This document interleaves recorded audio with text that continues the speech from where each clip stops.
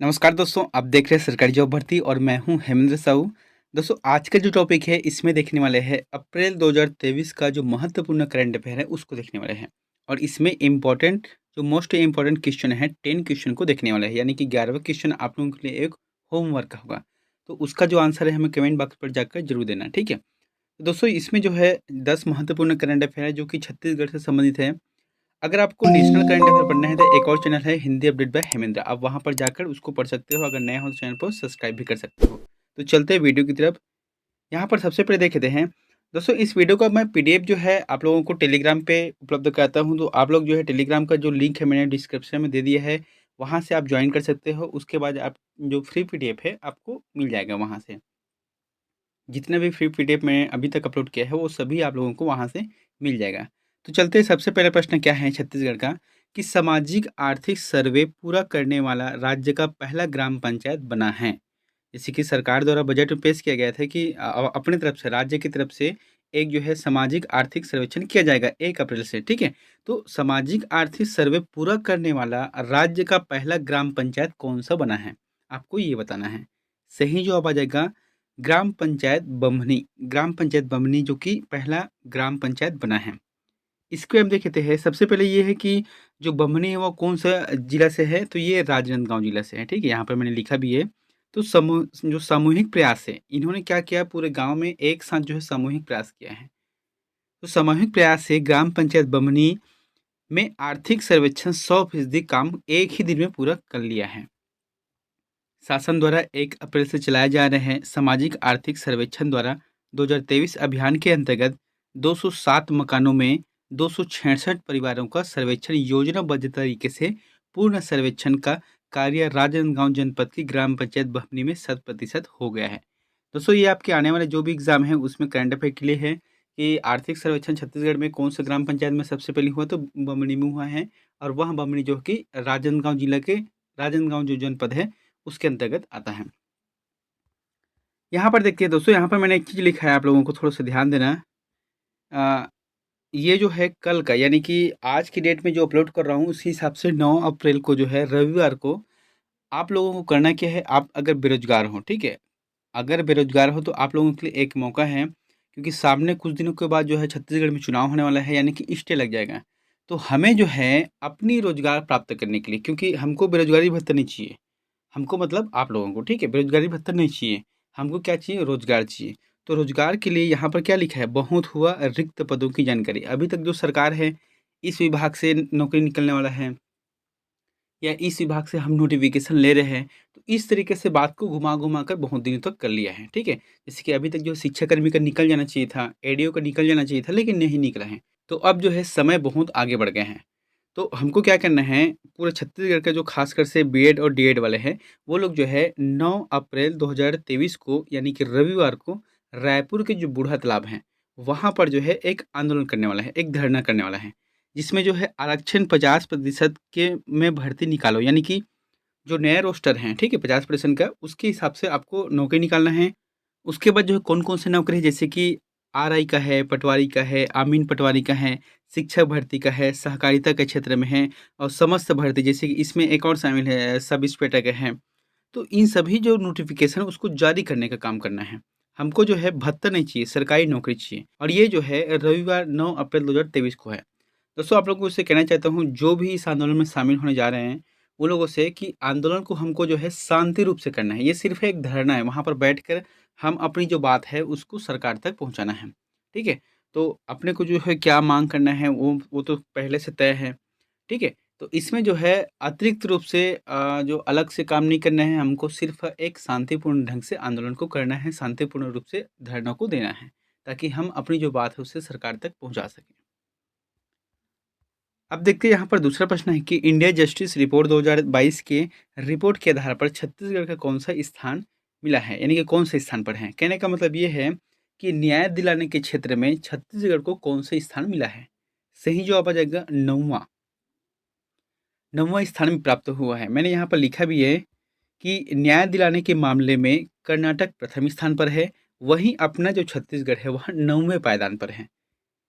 अब यहाँ पर देख भी लेते हैं कि सबसे पहले कौन है, कर्नाटक है, उसके बाद आता है तमिलनाडु, फिर तेलंगाना, फिर गुजरात आता है, आंध्र प्रदेश है, केरल है, झारखंड है, मध्य प्रदेश है, छत्तीसगढ़ है, उड़ीसा है, महाराष्ट्र है, पंजाब, हरियाणा, उत्तराखंड,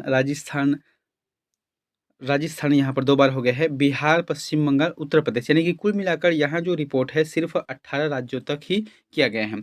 उस आधार पर देखा जाए तो प्रथम स्थान पर कर्नाटक है और द्वितीय स्थान पर जो है छत्तीसगढ़ है, सॉरी 9वें स्थान पर छत्तीसगढ़ है। अगला है, छत्तीसगढ़ में केरल के तर्ज पर कहाँ पर रबड़ की खेती करने जा रही है। जो रबड़ की खेती है उसको जो है केरल में किया जाता है और वो भी अच्छे तरीके से। तो उसी के तर्ज पर छत्तीसगढ़ के कौन से ऐसे स्थान हैं जहाँ पर इसका जो है प्रयोग किया जाएगा, खेती किया जाएगा। सही जवाब आ जाएगा बस्तर। बस्तर में किया जाएगा, जगदलपुर में। ठीक है, मैंने यहाँ पर लिखा है कि बस्तर में अब जो है ज़्यादा मुनाफा पाने के लिए रबड़ के पेड़ों की खेती की जा सकेगी। रबड़ अनुसंधान कोटयामा केरल बस्तर में 1 हेक्टेयर क्षेत्रफल में रबड़ की प्रायोगिक खेती करने जा रही है। ये सिर्फ जो है एक प्रयोग के आधार पर है। अगर सक्सेस हो गया तो फिर इसको जो है इसका विस्तृत दायरा भी बढ़ाया जाएगा और इसके लिए जो है इंदिरा गांधी कृषि विश्वविद्यालय तथा रबड़ रिसर्च इंस्टीट्यूट के मध्य जो है अनुबंध किया गया है। दोस्तों चौथा प्रश्न है, दोस्तों आप लोगों से कहना चाहता हूँ अगर पढ़ाने का तरीका ठीक है, वीडियो का जो क्वालिटी है और साथ ही जो कंटेंट है, तो अगर आप लोगों को अच्छा लगता है तो चैनल को जरूर सब्सक्राइब कर लेना। छत्तीसगढ़ में जो भी नौकरी निकलेगा उस आधार पे हम लोग उसके सिलेबस के आधार पे पढ़ाते चलेंगे। ठीक है, जैसे कि अभी करंट अफेयर के बाद में क्या चल रहा है, छत्तीसगढ़ का शिक्षक भर्ती चल रहा है। तो शिक्षक भर्ती को आपको जो है उम्मीद लगा के ये रखना चाहिए कि शायद इलेक्शन से पहले खुल जाए। तो अपने को जो तैयारी करके रखना है, ऐसा नहीं कि जिस समय खुलेगा तभी हम लोग तैयारी करेंगे, ऐसा मत करना क्योंकि समय बहुत कम रहता है। चौथा प्रश्न है, राजीव गांधी भूमिहीन कृषि मजदूर न्याय योजना का दायरा किस क्षेत्र में बढ़ाया गया। क्या बोला गया है कि राजीव गांधी भूमिहीन कृषि मजदूर न्याय योजना का जो दायरा है वह किस क्षेत्र में बढ़ाया गया है। जैसे कि ऑप्शन है नगर निगमों में, दूसरा है नगर पंचायतों में, तीसरा है अनुसूचित क्षेत्र की नगर पालिकाओं में और चौथा है 2 और 3 सही। तो इसका जो आंसर रहेगा 2 और 3 सही रहेगा, यानी कि नगर पंचायतों में और साथ ही जो है अनुसूचित क्षेत्र की जो नगर पालिका है उसमें भी इस क्षेत्र को बढ़ाया गया है। अभी तक जो है जैसे कि ग्राम पंचायतों तक ही सीमित था, ठीक है, लेकिन अब इसका दायरा जो है बढ़ गया है। अब इसके माध्यम से मुख्यमंत्री ने अपने बजट के माध्यम से प्रदेश के भूमिहीन किसानों को, भूमिहीन मतलब जिसके नाम पर भूमि नहीं है और वो किसानी काम करते हैं, उनको मिलने वाली जो सुविधा है उसके तहत जो है अब इसका दायरा बढ़ा दिया गया है, जिसमें अब नगर पंचायतों के किसान और अनुसूचित क्षेत्रों की नगर पालिकाओं में इसमें शामिल किया गया है। अच्छा, अब इसमें जैसे कि पंजीयन करना उसमें किस तरीके से कर सकते हैं, तो सबसे पहले क्या करना है, आधार नंबर और बैंक पासबुक की जो छायाप्रति है यानी कि फोटो कॉपी लगेगा और एक आवेदन पत्र भरना है और आवेदन ग्राम पंचायत क्षेत्र में, सचिव ग्राम पंचायत क्षेत्र में और सचिव पंचायत एवं नगर पंचायत क्षेत्र में मुख्य नगर पालिका अधिकारी नगर पंचायत के समक्ष आपको प्रस्तुत करना है। अगला है, गोधन न्याय योजना के सर्वे के आधार पर राज्य के किस जिले के किसानों द्वारा सर्वाधिक गोबर बेचने का कार्य किया गया है। तो गोधन न्याय योजना के तहत जो है गोबर खरीदते हैं सरकार, है ना, तो किसान लोग बेचते हैं। तो उस आधार पे अभी एक जारी हुआ था सर्वे रिपोर्ट, उसके आधार पर सबसे पहला नंबर पर जिला कौन सा है जिन्होंने बेचा है, वहाँ के किसानों ने बेचा है।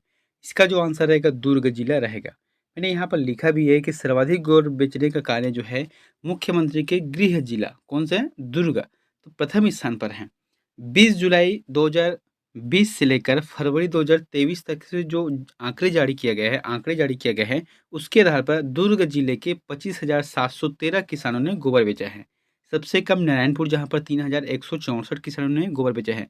दोस्तों आपको जो है आंकड़ों को भी याद रखना है, ऐसा नहीं कि सिर्फ दुर्ग जिला है प्रथम, आपको देखना है कि दुर्ग जिले के कितने किसानों ने बेचा है। तो 25,713 किसानों ने बेचा है और सबसे कम में कौन सा है, नारायणपुर, जहाँ के 3,164 किसानों ने सिर्फ गोबर बेचने का कार्य किया है। रिपोर्ट के आधार पर छत्तीसगढ़ में अब तक जो है 107.75 लाख क्विंटल अभी तक जो है खरीदी की जा चुकी है। अगर देखें तो टॉप के 4 जिला जो कि गोबर विक्रेताओं की संख्या है, दुर्ग में कितना है, 25,713 है और उसी तरीके से बालोद में है 22,117 है, रायगढ़ में है 20,391 है और जसपुर में है 15,484 किसानों ने गोबर बेचा है। और सबसे कम में कौन सा है, नारायणपुर का है जो कि 3,164 है। उसके बाद खैरागढ़, छुईखदान, गंडई जो कि 3,769 है, बीजापुर का 3,728 है और सुकमा का है 4,811 किसानों ने बेचा है। अगला है ग्रेफाइट ब्लॉक की नीलामी के मामले में छत्तीसगढ़ राज्य किस स्थान पर राज्य बन गया है? यानी कि ग्रेफाइट ब्लॉक की जो नीलामी है, तो उस आधार पर देखा जाए तो पूरे भारत देश में छत्तीसगढ़ कौन से स्थान पर आता है? सही जवाब आ जाएगा तृतीय स्थान पर, तीसरे स्थान पर आता है। मैंने यहाँ पर लिखा है, सबसे पहले लास्ट का ही देख लेते हैं क्या लिखा है कि वर्तमान में उड़ीसा, फिर झारखंड, उसके बाद आता है छत्तीसगढ़। उड़ीसा, झारखंड, फिर छत्तीसगढ़ आता है, ठीक है। मैंने यहाँ पर लिखा भी ये जानकारी कि छत्तीसगढ़ में जो खनिज विभाग ने बलरामपुर जिला स्थित Kenapara graphite block E option किया है, मतलब ऑनलाइन इसको बेचा है। कंपोजिट जो लाइसेंस के रूप में इसका आवंटन मेसर्स समा कुदरागड़ी स्टील्स प्राइवेट लिमिटेड को मिला है। और ग्रेफाइट का उपयोग किस लिए है? ग्रेफाइट रिफ्लेक्टरी है, बैटरी है, ल्यूब्रिकेट है, क्रूसिबल है आदि इत्यादि की जो डिमांड है उनके लिए यह महत्वपूर्ण खनिज है। अगला है, केंद्र सरकार की पीएम श्री योजना के तहत छत्तीसगढ़ के कितने स्कूलों का चयन किया गया है? जैसे कि सरकार ने घोषणा किया गया था केंद्र सरकार की तरफ से कि पीएम श्री स्कूल है ना, इसके माध्यम से केंद्र सरकार जो गांव के या कोई भी शहर के जो स्कूल चयन करके देगी सरकार, राज्य सरकार, उसका जो है विकास करना है और केंद्र के हिसाब से उसको क्रियान्वयन करना है। तो उसके लिए जो है छत्तीसगढ़ के कितने स्कूलों का चयन किया गया है? तो इसका जो जवाब आ जाएगा 211 स्कूलों का चयन किया गया है। यहाँ पर देखे थे कि समग्र शिक्षा विभाग के अधिकारियों ने बताया है कि पीएम श्री स्कूलों के लिए राज्य में 228 स्कूलों का नाम फाइनल करके, मतलब 228 जो स्कूल है इनका फाइनल करके केंद्र को भेजा गया था। लेकिन कभी-कभी क्या दिया रहता है कि 228 की जगह 288 है, लेकिन हमको 228 ही सही मानना है, ठीक। तो 228 स्कूलों का जो है राज्य सरकार ने फाइनल करके भेजा, लेकिन वहाँ से जो है केंद्र सरकार ने 211 स्कूलों का ही चयन किया गया, उसकी तरफ से चिन्हांकित किया गया। तो कुल मिलाकर छत्तीसगढ़ में 211 स्कूलों का चिन्हांकित किया गया है। सबसे ज़्यादा अगर देखा जाए तो कोरिया जिले में है। कोरिया जिले के 17 स्कूलों का चयन किया गया है। और उसी तरीक़े से सबसे कम अगर बात किया जाए तो कोरबा जिले का, जो कि सिर्फ एक स्कूल को इसमें शामिल किया गया है। दोस्तों 8वां प्रश्न है, पीएम ग्राम सड़क योजना 2022-23 में छत्तीसगढ़ को कौन सा स्थान प्राप्त हुआ है? बहुत ही इंपॉर्टेंट है। देखो ये जो वित्तीय वर्ष है 2022-23 का, इसमें जो है पीएम प्रधानमंत्री ग्राम सड़क योजना के अंतर्गत जो है राज्यों का एक दायरा, मतलब वो किया गया, लिस्टिंग किया गया। तो कौन से स्थान प्रथम है, कौन द्वितीय है, उस आधार पर छत्तीसगढ़ का जो स्थान है वह प्रथम स्थान पर है। आपको याद रखना है प्रथम स्थान पर, ठीक है। पंचायत मंत्री रविंद्र चौबे ने बताया है कि वित्तीय वर्ष 2022-23 के लिए 700 करोड़ का बजट मिला था, जिसमें से निर्धारित लक्ष्य कितना था? 6000 किलोमीटर सड़कों के नवीनीकरण के लक्ष्य के विरुद्ध अब तक जो है 5436 किलोमीटर का कार्य पूर्ण हो चुका है। यानी कि 6000 किलोमीटर का लक्ष्य मिला गया था, अब जो है अभी वर्तमान की दृष्टि में 5436 किलोमीटर का कार्य पूर्ण हो गए हैं। उस आधार पर छत्तीसगढ़ जो है प्रथम स्थान पर हासिल किया है। अब जो है 2023-24 के लिए 2915 किलोमीटर यानी कि 782 सड़कों का संधारण के लिए 779 करोड़ रुपए की राशि का प्रावधान किया गया है।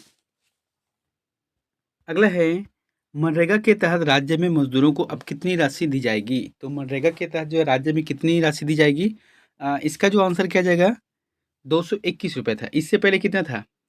204 रुपये, उससे पहले 193 रुपये, इस तरीके से बढ़ा है। तो अब जो है 221 रुपये दिया जाएगा। अभी जो वित्तीय वर्ष है 1 अप्रैल के बाद जो भी जैसे कि मनरेगा के तहत मजदूर काम करते हैं उसको दिया जाएगा, ठीक है। इसमें देखे थे छत्तीसगढ़ में महात्मा गांधी राष्ट्रीय ग्रामीण रोजगार गारंटी अधिनियम, जो कि श्रमिकों को आगामी 1 अप्रैल से प्रतिदिन 21 रुपये की मजदूरी मिलेगी। अगर सबसे ज़्यादा मजदूरी दर की बात की जाए पूरे भारत देश में, तो हरियाणा के मजदूरों को मिलता है, जहाँ पर एक दिन का जो रोजी है वहाँ 357 रुपये है प्रति दिवस, है ना। 357 रुपये एक दिन का मिलता है मजदूरों को। सबसे कम में है छत्तीसगढ़ और मध्य प्रदेश। यहाँ के जो किसान हैं उसको 221 रुपये मिलता है प्रति दिवस के हिसाब से। अगला है, छत्तीसगढ़ के 15वें मुख्य न्यायाधीश के रूप में किसे नियुक्त किया गया है? बहुत ही इंपॉर्टेंट है और बहुत ही अच्छा प्रश्न है। तो छत्तीसगढ़ के 15वें मुख्य न्यायाधीश के रूप में किसे नियुक्त किया गया है? इसका जो आंसर रहेगा रमेश सिन्हा रहेगा, ठीक है, रमेश सिन्हा रहेगा। दोस्तों यहाँ पर कन्फ्यूजन नहीं हो जाना है कि 15वें मुख्य न्यायाधीश है। अगर आपको डाउट लगता है तो कमेंट करके जरूर बताना, मैं आप लोगों को डाउट क्लियर करा दूंगा मैं, ठीक है। यहाँ पर जो 15वें मुख्य न्यायाधीश के रूप में कौन है? रमेश सिन्हा का चयन किया गया है। यहाँ पर देखे थे कि राज्यपाल विश्वभूषण हरिचंदन ने न्यायाधिपति रमेश सिन्हा को राजभवन के दरबार हाल में उच्च न्यायालय छत्तीसगढ़ के मुख्य न्यायाधीश के रूप में इनको शपथ दिलाया है। दोस्तों यहाँ पर लास्ट प्रश्न आप लोगों के लिए होमवर्क है, तो इसका आंसर प्लीज हमें कमेंट बॉक्स पर जाकर जरूर बताएं। यहाँ पर क्या है, अंचल की अधिशास्त्री देवी माँ बागेश्वरी धाम के 3 दिवसीय कुदरगढ़ महोत्सव का आयोजन किया गया है, वह किस जिले से संबंधित है। दोस्तों ये जो बागेश्वरी जो मंदिर है, यानी कि 3 दिवसीय जो कुदरगढ़ महोत्सव है, वह नवरात्रि के समय में किया जाता है। अब यहाँ पर इम्पोर्टेंट प्रश्न क्या है कि कुदरगढ़ महोत्सव का आयोजन है वह किस जिला में किया जाता है, ये इम्पोर्टेंट है। तो आपको ये बताना है कि इसका जो महोत्सव का आयोजन है वह कौन से जिले से संबंधित है, बस्तर से है, कांकेर से है, जसपुर से या सूरजपुर से है। तो इन चारों में से जो भी ऑप्शन आपको सही लगता है तो प्लीज़ कमेंट बॉक्स पर जाकर जरूर कमेंट करें। और दोस्तों वीडियो अच्छा लगा तो वीडियो को लाइक कर देना, चैनल पर नए हो तो चैनल को सब्सक्राइब कर देना। मिलते हैं नेक्स्ट वीडियो में एक नई जानकारी के साथ। Thank you.